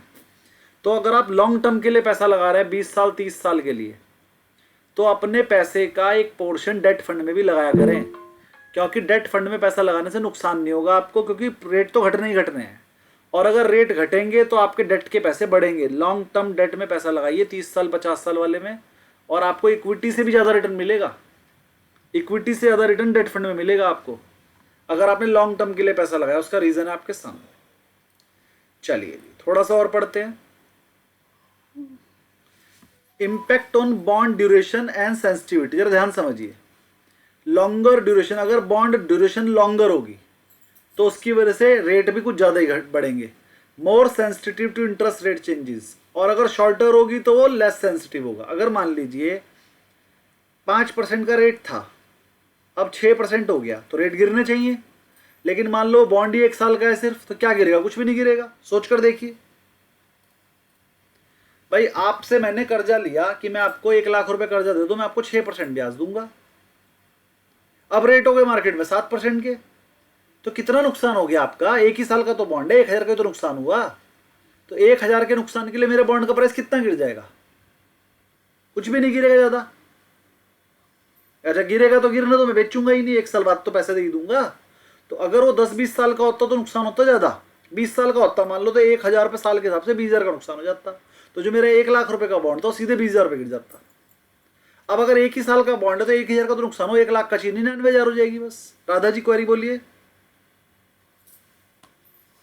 अगर इससे पहले बोल रहे थे ना sir, if you invest in debt fund for long term, अगर मैं 5 साल हुआ तो कुछ प्रॉफिट में आ जाएगा सर? नहीं प्रॉफिट तो आएगा। अगर आप डेट फंड में पैसा लगा रहे हो तो आपको 8 से 9% की रिटर्न देगा वो। तो 5 साल में 50% की रिटर्न तो हो ही जाएगी, 1 लाख का 1.5 लाख हो जाएगा। लेकिन अगर आप उसे 20 साल के लिए लगा लो तो जो इक्विटी में रिटर्न आता है 15% के, वो वाले रिटर्न डेट फंड में मिल जाएंगे आपको। ये कह रहा था, क्योंकि 15 साल में तो इंटरेस्ट रेट बहुत घटेंगे। ओके सर, चलिए आगे और बढ़ते हैं। एक स्मॉल क्वेरी है सर, बोलिए फिर बाद में आप आंसर कर सकते हैं। बोलिए। ये डिविडेंड यील्ड जो कुछ भी स्टॉक्स है ना sir, which are giving more dividend, suppose if we invest before the record date, कोई फायदा नहीं होगा। कोई फायदा नहीं है ना sir. After the record date कैसे भी शेयर प्राइस तो कैसे भी नीचे आ जाएगा ना सर। हाँ जी बोलिए सर, आपकी क्वेरी बोलिए आशीष जी। सर आपने बोला इंटरेस्ट जो इंटरेस्ट रेट है वो नीचे ही आएगा, ऐसा क्यों बोला? उसका रीजन मुझे जानना है। इंटरेस्ट रेट को मैं बताता हूँ। ये तो अभी मैं एक लेसन पढ़ाऊंगा आपको आरबीआई पॉलिसीज का, कि आरबीआई अपनी पॉलिसी कैसे बनाता है, वो इंटरेस्ट रेट कम क्यों करता है, ज़्यादा क्यों करता है। तो मैं वहाँ पर लॉजिक बताऊंगा इंटरेस्ट रेट कम क्यों होंगे, गारंटी की है इस बात की कि कम ही होंगे। तो जिस दिन वो लेसन पढ़ाऊंगा तो आपको ये वाली क्वेरी क्लियर हो जाएगी। जी जी राधा जी। थोड़ी सी क्यूरियोसिटी ज्यादा है, ऊपर से बताइए ना क्या है बेटर, क्योंकि मैंने थोड़ा पढ़ा है इसलिए मैं जानने इच्छुक हूँ थोड़ा। ऊपर से प्लीज। अगला ही टॉपिक यही है, अगली क्लास में सिखा देंगे आपको, टेंशन मत लीजिए, ज़्यादा दूर नहीं है। अगर मैं ये टॉपिक पढ़ाने लगा तो आज का टॉपिक गुम जाएगा। सुराजीत जी क्वेरी बोलिए। सर मैंने जो देखा है नॉर्मली 3 साल इंटरेस्ट घटता है, उसके बाद 3 साल फिर बढ़ाता है, ये एक साइकिल की तरह चलता है। नहीं ऐसा नहीं है, वो इन्फ्लेशन पे डिपेंड करता है। अगर इन्फ्लेशन ज़्यादा हो जाती है तो इन्फ्लेशन कंट्रोल करने के लिए आप लोगों के हाथ में से पैसा छीनना पड़ता है। इन्फ्लेशन क्यों होती है? अच्छा आप मुझे बताइए कि जो बंदा, अच्छा सुराजीत जी बुरा नहीं मानेंगे तो एक क्वेश्चन का जवाब दीजिएगा, अगर आपको लगता है नहीं देना चाहिए तो मत दीजिएगा। आप महीने में बच्चों को घर से बाहर खिलाने कितनी बार लेके जाते हैं? घर से बाहर खिलाने का मतलब मैं बड़े होटल की बात कर रहा हूँ जिसमें आपका बिल एक बार में 2-3 हज़ार 5 हज़ार बन जाए। वो जाता ही नहीं सर, जाता ही नहीं है। साल में शायद 1-2 बार बस, 1-2 बार। इसलिए कि एक मिडिल क्लास आदमी 40-50 हज़ार रुपए कमाने वाला आदमी 5,000 रुपए का खाना बाहर जाके नहीं खाएगा जब वो घर में वही काम 500 रुपए में कर सकता है, और 500 रुपए में शायद वो डिलीशियस खाना खाएगा। लेकिन फिर भी साल में 2 बार करते हो, 1 बार करते हो, है ना, साल में 1-2 बार कर लेते हो। रीजन बीइंग चलिए यार 50,000 कमा रहा हूँ, साल में 1 बार 5,000 आपको पता है वेस्ट हो रहा है वो पैसा, लेकिन ठीक है बच्चों की खुशी, अपनी खुशी के लिए साल में 1 बार करते हो। लेकिन अगर आपकी अर्निंग 50,000 से बढ़ के 5 लाख हो जाए महीने की, तो कितनी बार करोगे फिर महीने में? हाँ तो 1-2 बार तो हो ही जाएगा। अगर 5 लाख की अर्निंग हो गई तो कह रहे हैं महीने में 1-2 बार हो जाए। अच्छा अगर 5 लाख रुपए रोज की हो जाए तो रोज होगा, तीनों टाइम होगा। अगर आप 5 लाख रुपए रोज कमाने लगेंगे तो तीनों टाइम बाहर ही खाएंगे। आप कहोगे अरे पैसे कमाने पे ध्यान दूं कि खाना बनवाऊं घर में?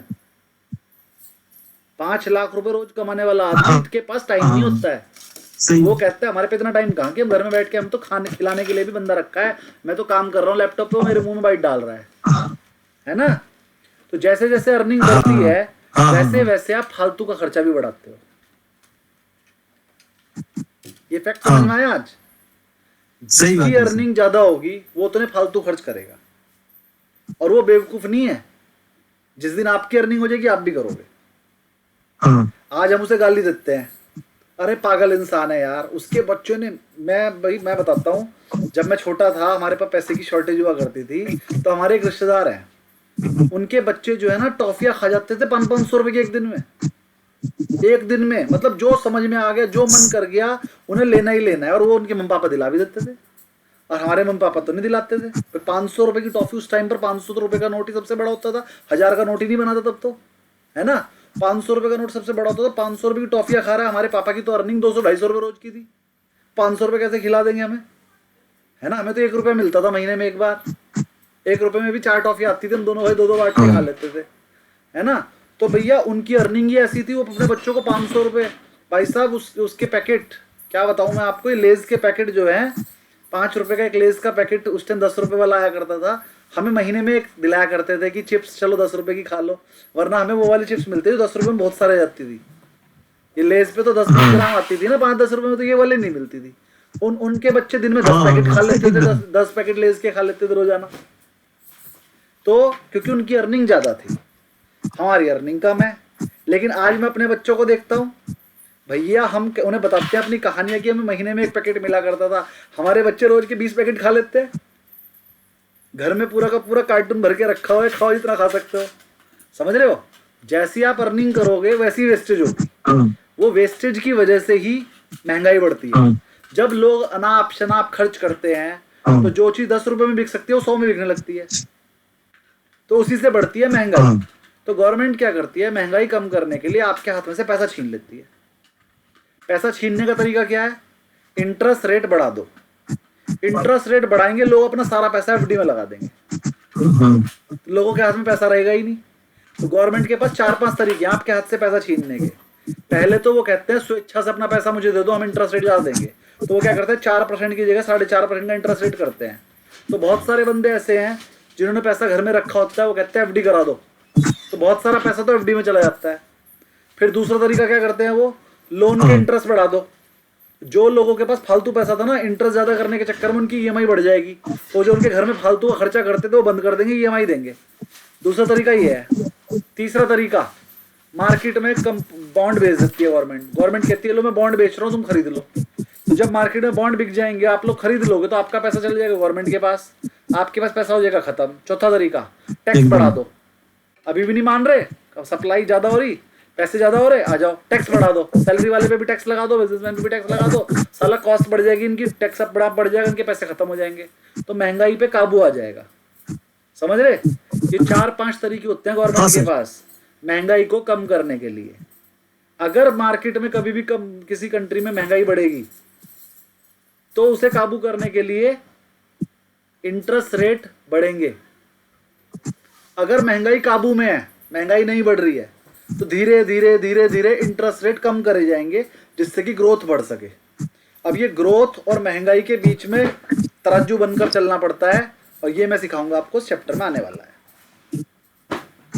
ओके सर, मजा बड़ा आएगा उस चैप्टर में, इतना मजा आएगा उस चैप्टर में, क्या बताऊं। जितना मजा भी आया है, तो ये तो ट्रेलर था, पिक्चर तो अभी बाकी है मेरे दोस्त। अब आगे पढ़ते हैं,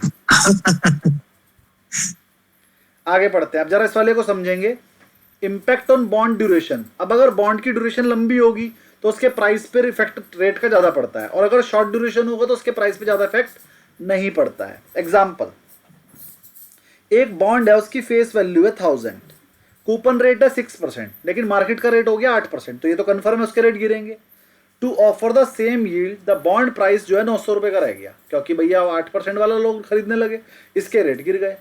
लेकिन अगर वो मार्केट का रेट गिर के 5% हो जाए, तो उसी का प्राइस बढ़ के 1100 के लगभग हो जाएगा, बढ़ जाएगा। ये वाली बात तो समझ में आ गई होगी। जब जब रेट गिरेगा प्राइस बढ़ेगा, जब जब रेट बढ़ेगा प्राइस गिरेगा। ये समझ में आ गया अच्छे से, आगे समझ में सबको। चलिए, इफेक्ट ऑन यील्ड हमने आपको समझा ही दिया। इफेक्ट ऑन यील्ड, अगर बॉन्ड प्राइस इंक्रीज होगा, अगर बॉन्ड की यील्ड इंक्रीज है, यील्ड इंक्रीज मतलब रेट इंक्रीज है, तो प्राइस गिरेगा। अगर बॉन्ड की यील्ड कम हो रही है तो प्राइस बढ़ेगा। इतना आपको अच्छे से समझ में आ गया है। मुझे नहीं लगता आपको यहां तक कोई क्वेरी है, ये तो आपको बहुत अच्छे से क्लियर हो गया है। सभी को। क्वेरी किसी की? सुराजीत जी क्वेरी बोलिए।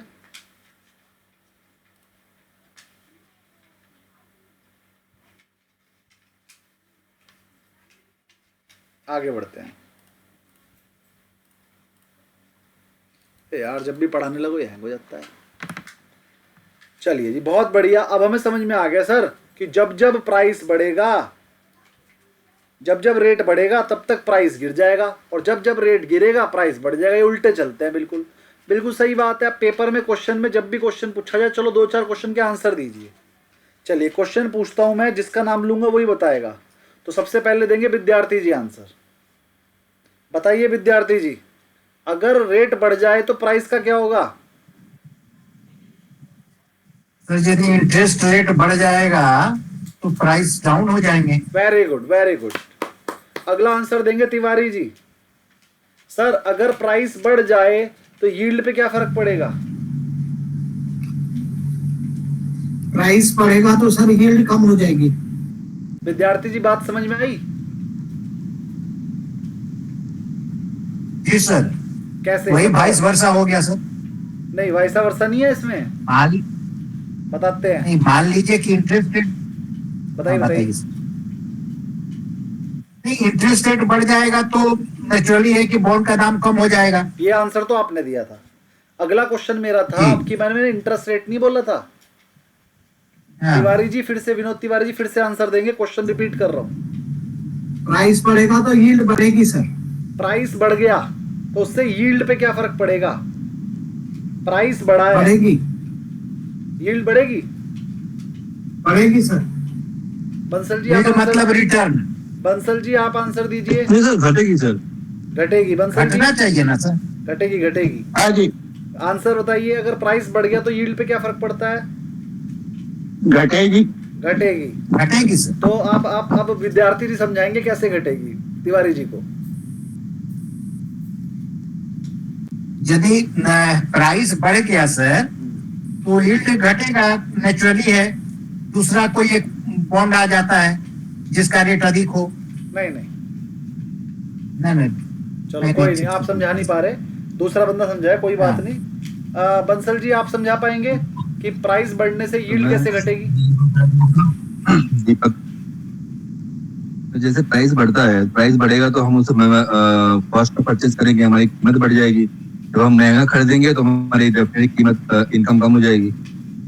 इसको और अच्छे से समझाते हैं। मान लीजिए आपके पास एक बॉन्ड था पहले, वो 5% का बॉन्ड था और 100 रुपए पे आप खरीद रहे थे, तो पहले आपकी यील्ड 5% थी।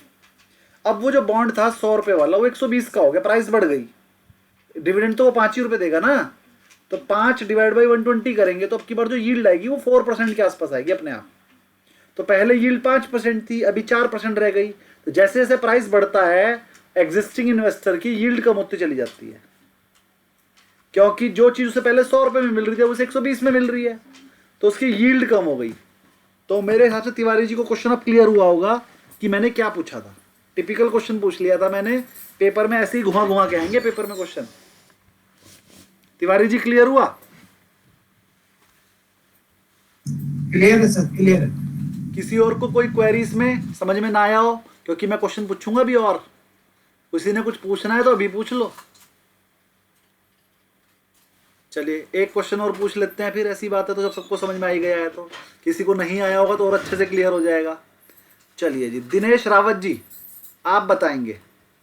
दिनेश रावत जी बताएंगे, अगर प्राइस बढ़ जाए, अगर प्राइस बढ़ जाए तो हमारे कॉस्ट पे क्या फर्क पड़ता है?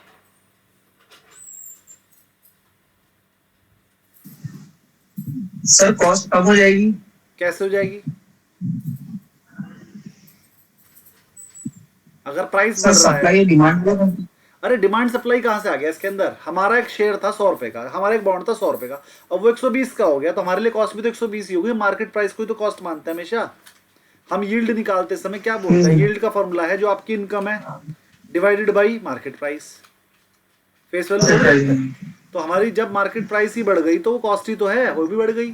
चलिए, पेपर में बहुत टिपिकल क्वेश्चन नहीं आते हैं, बस इजी क्वेश्चन घुमा घुमा के आते हैं, वो टिपिकल लगने लगते हैं। तो वो जो टिपिकल लगने लगते हैं वही समझा रहा हूँ आपको मैं। चलिए एक क्वेश्चन और पूछ लेता हूँ। अगर मार्केट प्राइस गिर जाए तो यील्ड पे क्या फर्क पड़ेगा ना? मुखर्जी जी आप बताइए।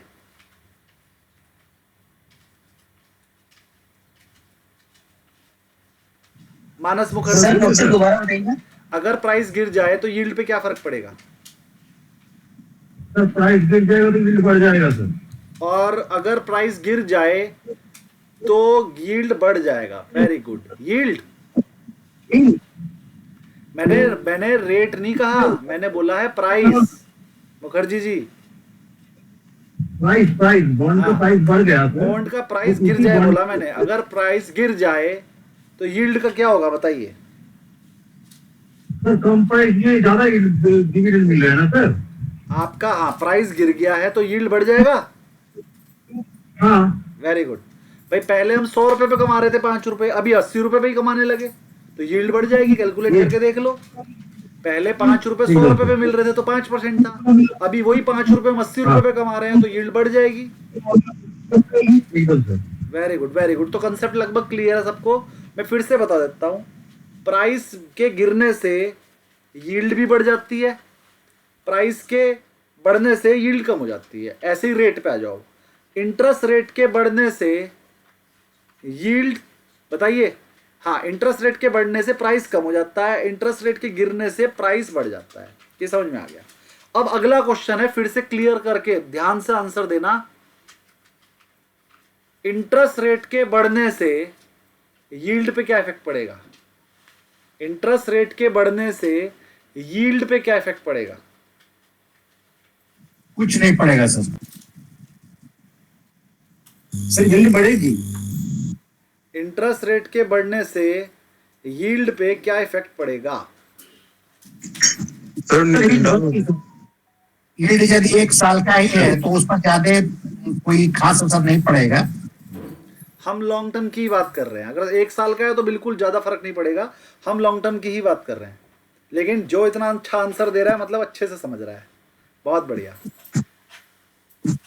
सर बॉन्ड की अगर इंटरेस्ट रेट बढ़ जाए तो बॉन्ड की प्राइस भी बढ़ जाएगा। अगर इंटरेस्ट रेट क्योंकि बढ़ वो जाए, इंटरेस्ट रेट बहुत एक मिनट, अगर इंटरेस्ट रेट बढ़ जाए तो बॉन्ड का प्राइस पहली बात तो गिरेगा। ये तो मैंने शुरुआत ही यहीं से की थी कि इंटरेस्ट बढ़ने से प्राइस गिरता है। आप उल्टा बोल रहे हो।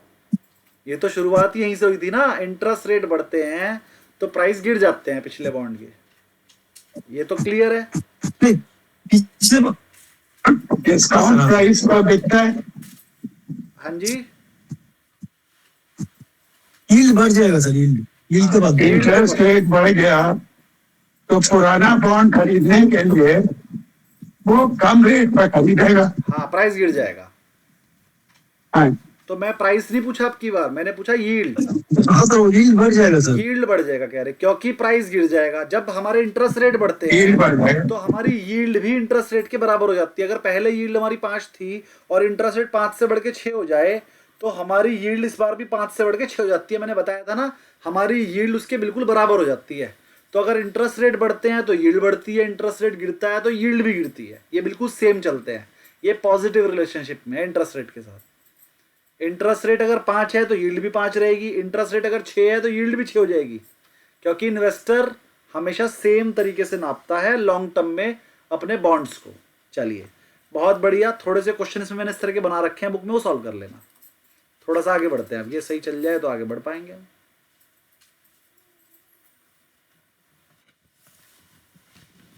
चलिए, इसको थोड़ा सा पढ़ते हैं, फिर वो डिस्काउंटेड वाला कल ही करेंगे। आज हम अपना ये बॉन्ड्स खत्म कर देंगे। डिस्काउंटेड वाला जो पीवी वैल्यू वाला फॉर्मूला है ना, वो कल कराएंगे, नेक्स्ट क्लास में कराएंगे। समझ में तो आई होगी क्लास आज की? बढ़िया। कोई उलझन तो नहीं है? कंफ्यूज तो नहीं हो रहे हो? नहीं सर, कंफ्यूज नहीं हो। एक सर जो आपने फॉर्मूला बताया था न्यू प्राइस के बारे में, new price equal to old yield upon new yield, और सर डिवाइडेड है या सर मल्टीप्लाई है? Multiply old rate. Multiply old rate होगा ना? हाँ, राइट, फिर मैं थोड़ा मिस कर गया था। ठीक है सर, थैंक यू। भाई ये तो चल ही नहीं रहा।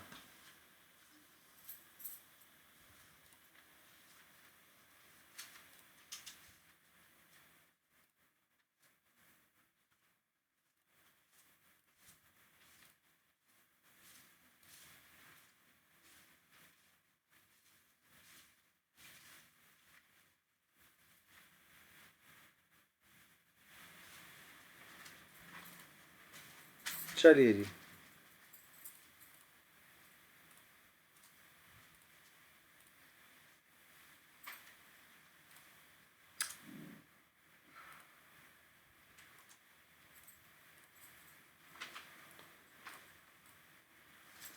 चलिए इसके आगे का आप पढ़कर आएंगे, ये चल नहीं पा रहा इसलिए नहीं पढ़ा पा रहा, मैं तो पढ़ाना चाह रहा था, 2 मिनट के कंसेप्ट हैं बस, बाकी है इजी, जो आपको समझा दिया वही है। आगे का ये चैप्टर का ये वाला टॉपिक खत्म कर लेंगे आप, बॉन्ड यील्ड वाला, और इससे रिलेटेड कुछ क्वेश्चन है आगे, वो भी आप सॉल्व कर लेंगे। ठीक है, चल गया चल गया चल गया। चलिए अब आ जाते हैं एंटरप्राइज वैल्यू, में आपको पहले ही समझा चुका हूँ, है ना, एंटरप्राइज वैल्यू समझा चुका हूँ ना। देखिए आप मेरे से बार बार पूछ रहे थे सर, ये रहा एक इंट्रिंसिक वैल्यू पूछ रहे थे आप लोग मेरे से, इंट्रिंसिक वैल्यू का फॉर्मूला मैंने लिख कर पेज दिया। नंबर सर, ये है आपका पेज नंबर पेज नंबर 99।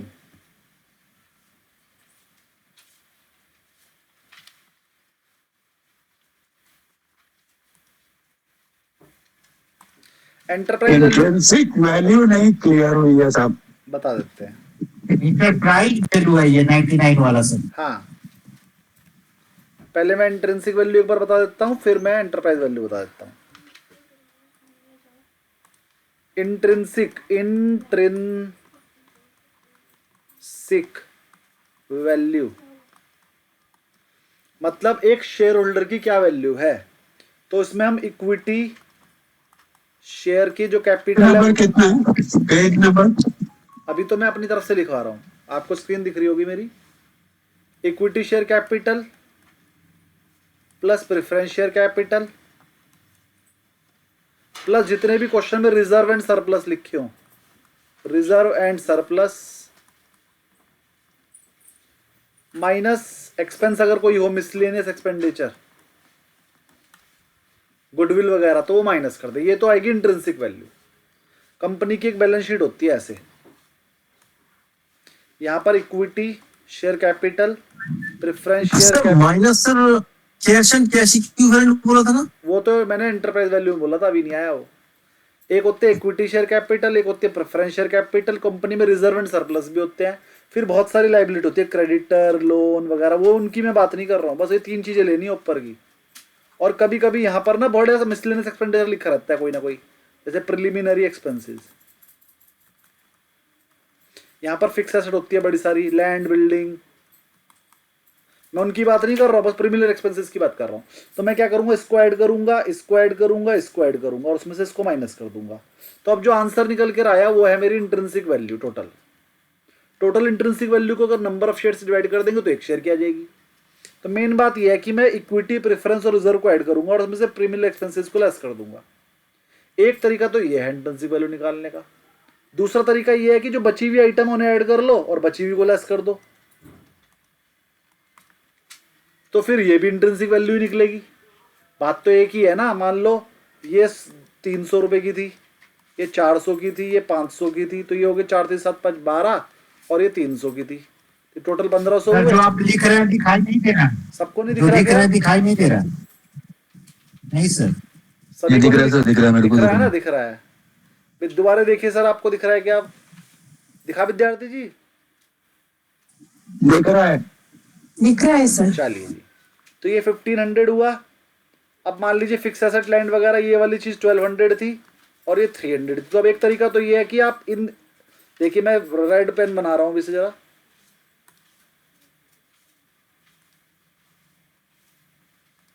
एक तरीका तो ये है कि आप 300, 400 और 500 जोड़ो और उसमें से 300 को लेस कर दो, तो आंसर क्या आएगा? 900। और एक तरीका ये है जो बचे हुए थे, दूसरा वाला फॉर्मूला, कि आप 1200 में से और ये 300 को लेस कर लो, तो भी आंसर क्या आएगा? 900। दोनों ही फॉर्मूले इंट्रिंसिक वैल्यू के ही हैं, यानी कि एक फॉर्मूला तो मैंने आपको ये बताया और दूसरा फॉर्मूला है total asset minus total liability. इस ये नेट एसेट का फॉर्मूला होता है। तो इसका मतलब नेट एसेट और इंट्रिंसिक वैल्यू एक ही चीज है।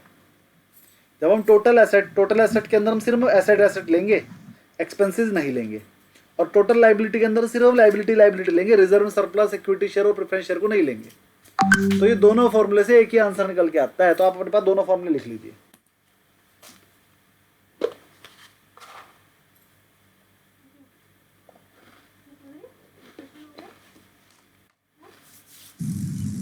सर ये बुक वैल्यू भी कोई मिला था ना, टोटल एसेट्स और लायबिलिटी वाला, तो वो बुक वैल्यू है, वही इंट्रिंसिक वैल्यू है।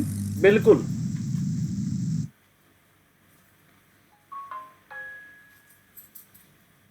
मैंने ये भी बताया था, नेट एसेट भी बोलते हैं।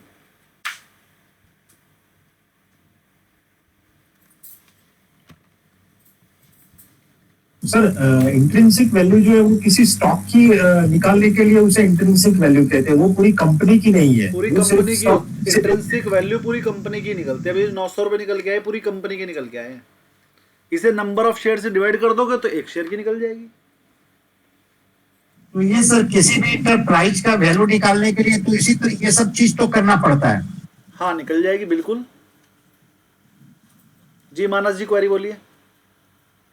सर भाई ये जो दो प्रोसेस आप बोले, एक तो आपको नेट एसेट जो आप बोल रहे थे सर, तो जिसमें हम लोग को क्या कर रहे थे, एसेट माइनस लायबिलिटी कर रहे थे, तो उसमें हमको मिल गया सर नेट एसेट वैल्यू मिल गया, जो भी एसेट और लायबिलिटी जो भी ज्यादा होगा वो मिल जाएगा। तो जनरली एसेट की हिसाब से मिल जाएगा, एसेट ही ज्यादा होती है। हाँ, दूसरा जो आप बोले कैपिटल की हिसाब से, तो इक्विटी शेयर कैपिटल और प्रेफरेंस शेयर कैपिटल, उसके साथ हम मिसलेनियस एक्सपेंस कर दिया। इसमें एक्सपेंस के अंदर आपका गुडविल जाएगा, तो गुडविल का पार्ट देंगे, और इसके छोड़ के तो और तो कुछ माइनस करना नहीं है। बस इस तरह के एक्सपेंस कोई जो आपने आज तक रिटर्न ऑफ नहीं करे वो लेस हो जाते हैं। उसमें प्रिलिमिनरी एक्सपेंसेस आ जाते हैं, गुडविल आ जाता है, और कोई ऐसा एक्सपेंस अगर स्पेसिफिकली लिखा है तो लेस कर देना। तो सर उसमें तो दोनों का रिजल्ट तो डिफरेंट है। मतलब एसेट माइनस लायबिलिटी जब करेंगे तो उसका एक अलग वैल्यू आएगा, और जो आप बोल रहे थे फिर जो कैपिटल की हिसाब से, मतलब प्रेफरेंस शेयर कैपिटल के हिसाब से जो आएगा वो भी तो अलग आएगा सर। सेम आएगा, सेम आएगा ना, वैल्यू सेम आएगी, सेम आएगी। सेम आएगी। देखो मैं दोबारा बैलेंस शीट दिखाता हूँ आपको, सेम ही आएगी। बताता हूँ कैसे आएगी सेम। देखो फिर बैलेंस शीट ना दोबारा बनाता हूँ आपके लिए, ये ऊपर वाली बैलेंस शीट को दोबारा बनाता हूँ, फिर से देखना। एक तरीका तो मैंने बताया,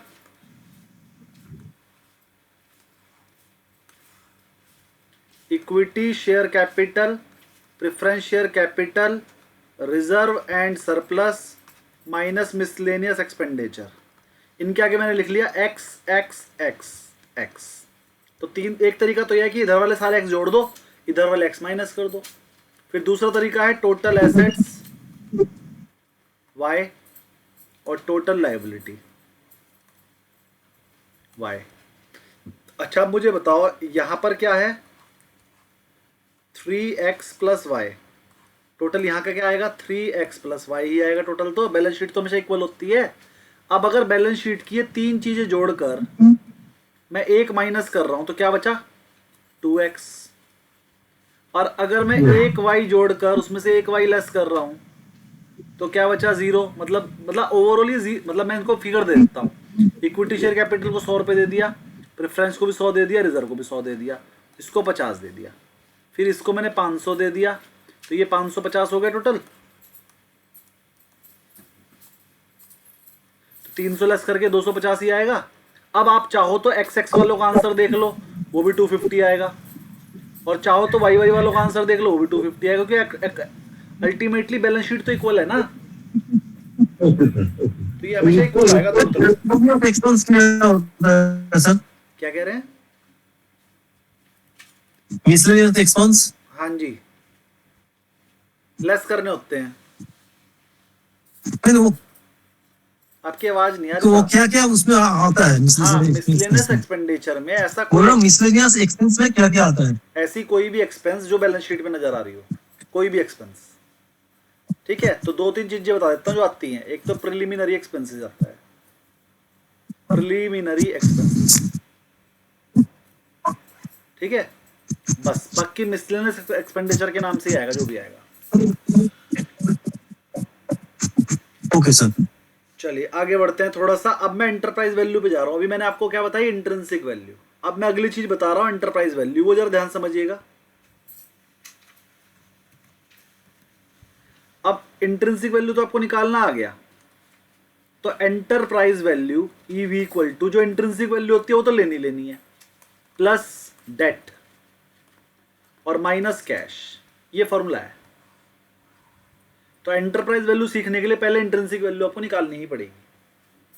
तो इंट्रिंसिक वैल्यू में जो चीजें जोड़वाई थी, equity share capital plus preference share capital plus reserve and surplus minus miscellaneous expenditure, ये तो एक फॉर्मूला है ही ब्रैकेट में, प्लस डेट और माइनस कैश। तो इसे शॉर्ट में हम ये वाला फॉर्मूला भी याद कर सकते हैं। सबको क्लियर हो गया एंटरप्राइज वैल्यू? एंटरप्राइज वैल्यू सबको क्लियर हो गया ना?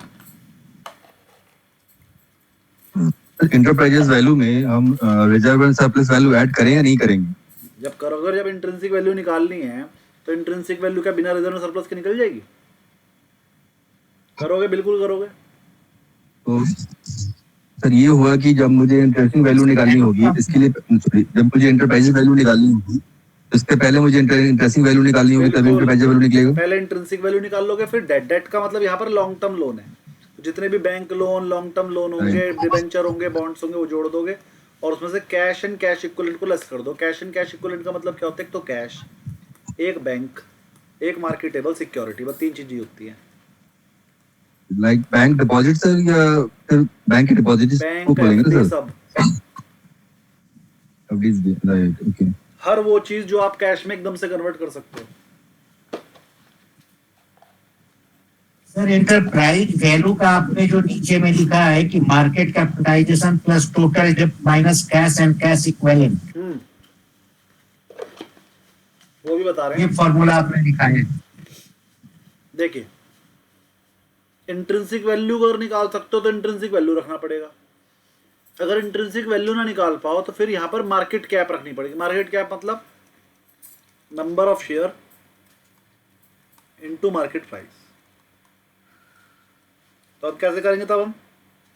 तब फॉर्मूला हो जाएगा एंटरप्राइज वैल्यू का दूसरा। Enterprise value equal to value of equity plus value of debt minus cash.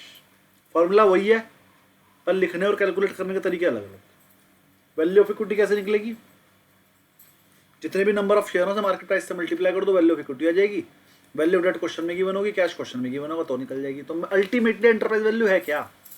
Equity की वैल्यू प्लस डेट की वैल्यू और माइनस उसमें से कर दो कैश। इसी को बोलते हैं एंटरप्राइज वैल्यू। अब बुक पढ़नी शुरू करते हैं। सबका फॉर्मूला याद हो गया ना? सर मार्केट कैपिटलाइजेशन हो गया, मार्केट कैपिटलाइजेशन मतलब इक्विटी की वैल्यू। इक्विटी वाला हो गया। चलिए पढ़ते हैं। कह रहा है मार्केट कैपिटलाइजेशन पहले निकालना पड़ेगा आपको। मार्केट कैप कैसे निकलेगी? शेयर प्राइस को मल्टीप्लाई कर देना टोटल आउटस्टैंडिंग शेयर से, ठीक है। फिर टोटल डेट क्वेश्चन में गिवन होगा। टोटल डेट का मतलब लोन, बॉन्ड्स, हर तरह के।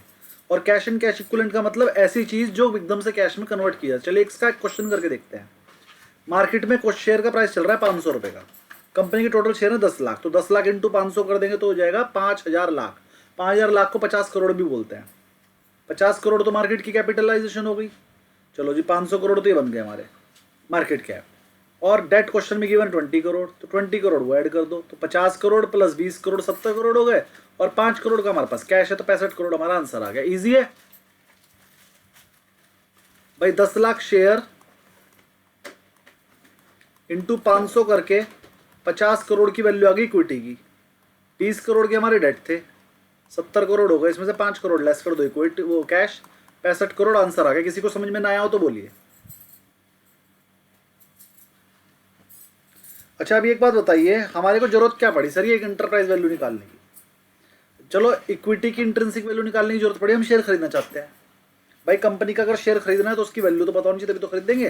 तो हमें इंट्रिंसिक वैल्यू की तो जरूरत पड़ गई थी। एंटरप्राइज वैल्यू की जरूरत कब पड़ती है बताता हूँ। अगर कोई बंदा पूरी की पूरी कंपनी खरीदना चाहे, वो कह रहा है मुझे कंपनी चाहिए और मुझे इस पर पूरा का पूरा अपना हक चाहिए, तो वो कंपनी का इक्विटी तो खरीद ही लेता है, साथ में डेट भी खरीद लेता है। तब वो उस कंपनी के एंटरप्राइज वैल्यू निकालता है, कहता है मैं इक्विटी तो खरीदूंगा, डेट वालों की भी पेमेंट करूंगा अभी के अभी। तो उस केस में उसे कंपनी की एंटरप्राइज वैल्यू पता होनी चाहिए, तभी तो वो पेमेंट करेगा। इक्विटी की वैल्यू भी देगा और डेट की भी पेमेंट कर देगा, दोनों को जोड़ेगा। लेकिन कुछ पेमेंट वो अपने पास से कर देगा, कुछ जो कंपनी में कैश पड़ा है वो वाला भी यूज कर लेगा, इसलिए कैश उसमें से लेस कर देता है। तो कभी कभी थ्योरी में पूछ लेते हैं आपसे, एंटरप्राइज वैल्यू कैलकुलेट करके कंपनी का क्या पता चलता है? तो फिर आपको वो वाला ऑप्शन टिक करना पड़ेगा जिसमें लिखा होगा कि कंपनी को पूरा अधिकृत करने के लिए, कंपनी पे पूरा कंट्रोल करने के लिए जो पैसा देना पड़ेगा, including equity and debt, equity और डेट दोनों के पैसे निपटाने के लिए जो पैसे देने पड़ते हैं उसी को बोलते हैं एंटरप्राइज वैल्यू। थोड़ा सा और आगे बढ़ते हैं इसी में। तो मार्जिन एक्विजिशन के टाइम में वो लगता है सर। मार्केट एक्विजिशन करने के लिए तो खाली इक्विटी खरीदनी पड़ती है। कंपनी की 50% इक्विटी अपने पास कर लो, हो गया एक्विजिशन।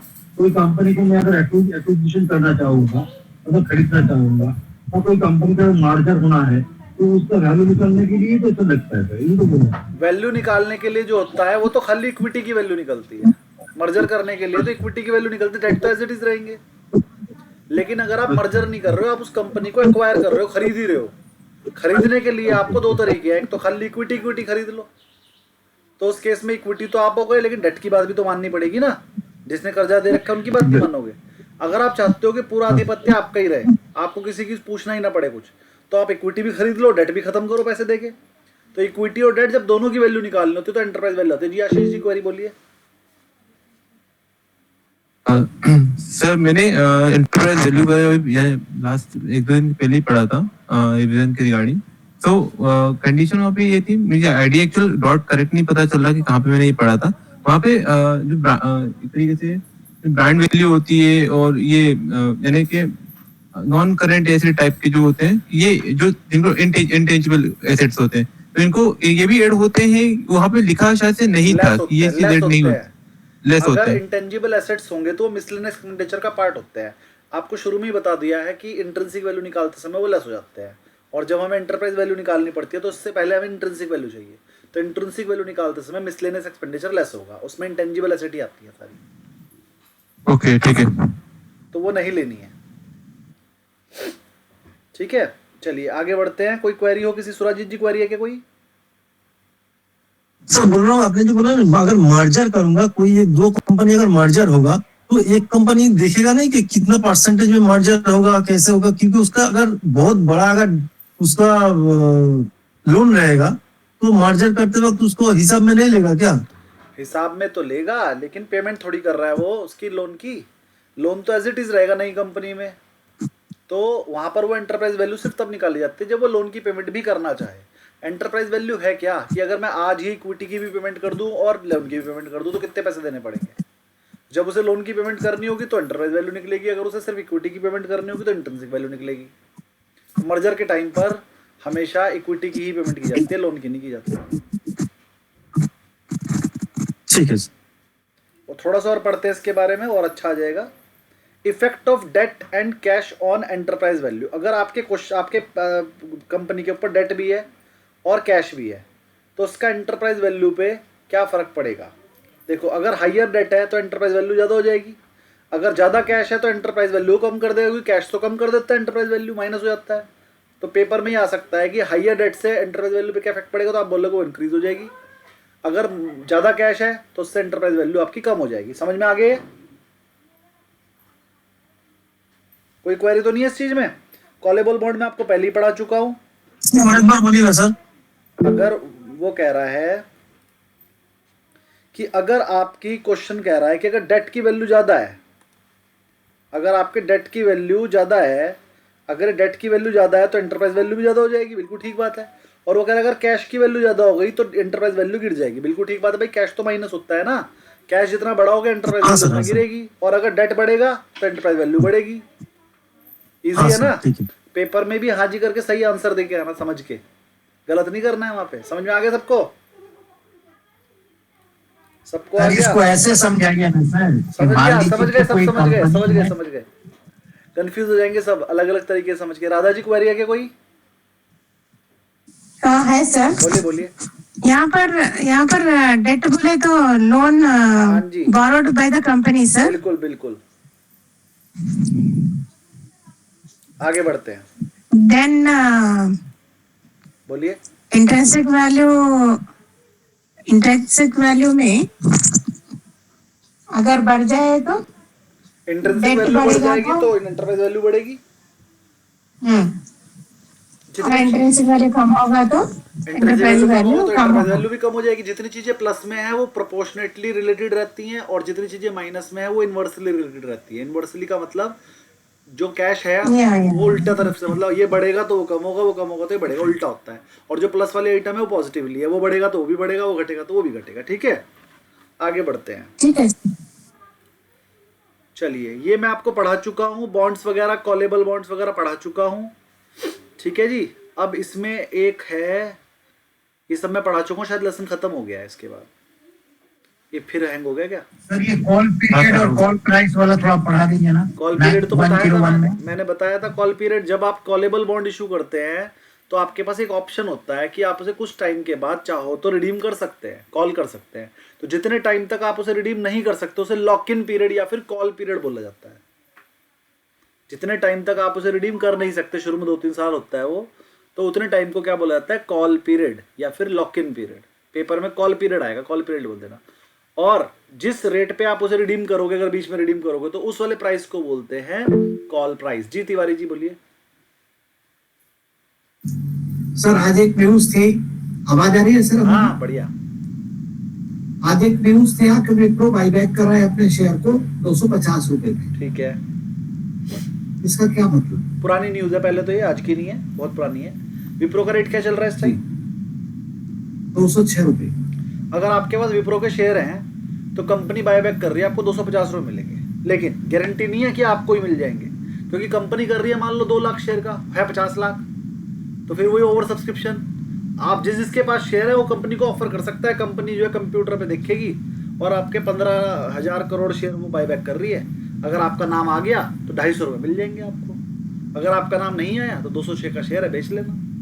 तो ऐसा कंपनी तब करती है जब कंपनी के पास एक्स्ट्रा पैसा होता है, तो कंपनी कहती है इस पैसे को डिविडेंड में बांटने की जगह मैं कुछ शेयर खरीद लेती हूँ ज्यादा रेट पे। तो इससे क्या होगा, मेरे नंबर ऑफ, हाँ जी, कोई कंपनी अगर बाईबैक करती है तो उसके फ्यूचर में क्या रिडम्पशंस होते हैं? ऐसा मान लिया जाता है कि कंपनी 250 में बाईबैक कर रही है, इसकी वैल्यू 250 तो है ही, तो कंपनी का रेट थोड़े से बढ़ जाता है। ये जो विप्रो का शेयर था 180 था, जब ये न्यूज आई 206 हो गया, 10% बढ़ गया है। लेकिन 250 नहीं आ पा रहा, क्योंकि जो हम इन्वेस्टर है हमें लगता है 250 के आइटम है, कंपनी जबरदस्ती ज्यादा में खरीद रही है। तो जिसकी किस्मत लग जाएगी उसका बिक जाएगा, बाकी अपना 206 पे भाई। तो समझ में आ गया होगा। इस तरह की न्यूज अगर आपको समझ में नहीं आती तो डेली पूछा करें, आपकी थोड़ी नॉलेज बढ़ेगी सबकी। जी विद्यार्थी जी क्वेरी। हाँ जी, ये जो वेदांता का जो मर्जर वाला है ना सर, थोड़ा उसके बारे में बताइए ना। मेरे पास 29 है, मेरे को क्या करना चाहिए? वेदांता का मर्जर नहीं हुआ है, वेदांता का डी मर्जर हुआ है। मर्जर होता है जब 2 कंपनियां मिलके एक बनती है, उसे बोलते हैं मर्जर। जब एक कंपनी के 4 टुकड़े कर दिए जाए उसे बोलते हैं डी मर्जर, विभक्त कर दिया उसे। तो एक कंपनी थी, उसकी 4 कंपनियां बन गई हैं, तो जो आपके पास एक कंपनी का शेयर है उसके बदले आपको 4 कंपनी के शेयर मिलेंगे। और रखो लॉन्ग टर्म के लिए, बढ़िया है, होल्ड करके रखिए। जी मानस मुखर्जी जी क्वेरी बोलिए। सर अभी रिसेंटली एक हो ना बैंकिंग सिस्टम में कुछ एआई के इफेक्ट आ रहा है सर। सीतारामन जी ने कुछ बैंक के सीईओ के साथ बात भी किया, तो इन सब पे उसके साथ कुछ प्रॉब्लम उसको ऊपर बाजी नहीं सुनाई दे रहा है। निर्मला सीतारमन जी ने कुछ बैंकों को एआई के थ्रू लोन करने को मना कर दिया है, क्योंकि एआई क्या कर रहा है, जिस बंदे को 2 लाख का लोन देना चाहिए उसे 2 करोड़ का दे रहा है, और जिस बंदे को 2 करोड़ कोई भी दे देगा उसे दिखा रहा है मैं तुझे लोन नहीं दूंगा। ऐसा बहुत हो रहा है। तो ट्रायल बेस पे किया गया था और बहुत सारे काम एआई बेस पे किए गए, लेकिन निर्मला सीतारमन जी को समझ में आया है कि भैया एआई बेस पे हम लोन नहीं दे सकते। एआई बेस पे और बहुत सारे काम कर सकते हैं। इनकम टैक्स में हो रहा है बहुत काम, आपको नोटिस भेजे जा रहे हैं एआई से छाट के। बहुत सारे बंदों को ना 1 रुपये का नोटिस आया, तो उस बंदे ने पूछा आपने मुझे 1 रुपये का नोटिस भेजा और ये नोटिस भेजने में आपके 40 रुपये खर्च हुए। इनकम टैक्स डिपार्टमेंट ने 1 रुपये का नोटिस भेज दिया, लेकिन वो 1 रुपये का नोटिस भेजने में कुरियर चार्ज लगा 40 रुपये। तो वो एआई ने किया है, चेक किसी ने किया ही नहीं। तो ये एआई का यूज करे तो जा रहे हैं, लेकिन इससे बहुत प्रॉब्लम्स आ रही हैं। तो धीरे धीरे ठीक करेंगे, कोई बात नहीं, ये और कुछ नहीं है। ठीक है, चलिए थोड़ा सा पढ़ते हैं अगर चल गया हो तो, वरना फिर आगे बढ़ेंगे। चला नहीं है, चलिए लेसन यहाँ पर खत्म है लगभग। आप देखकर बताइए इसका आगे लेसन खत्म है क्या? हाँ सर खत्म है। ठीक, इसके सारे क्वेश्चन करके लाएंगे आप। लेसन नंबर 3 तक आपके हो गए हैं। लेसन नंबर 4 मैं कल कराऊंगा, नेक्स्ट क्लास में कराऊंगा। और चैप्टर नंबर 2 में जो क्वेश्चन आपके रह गए हैं वो अभी कराऊंगा मैं। अभी आगे चैप्टर आएगा वो वाला, जिस दिन वो चैप्टर हो जाएगा उस दिन ये वाले क्वेश्चन भी करा देंगे, ठीक है ना। तो तब तक के लिए इतना ही। Thank you very much.